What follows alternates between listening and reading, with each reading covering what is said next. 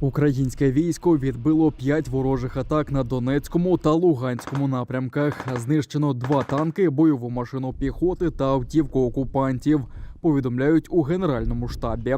Втрати в особовому складі уточнюються.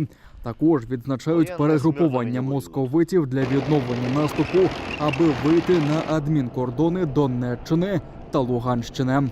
При цьому противником продовжується нанесення ракетно-бомбових ударів по об'єктах військової та цивільної інфраструктури. Також триває підготовка та переміщення додаткових підрозділів Збройних сил Російської Федерації для ведення бойових дій на території України.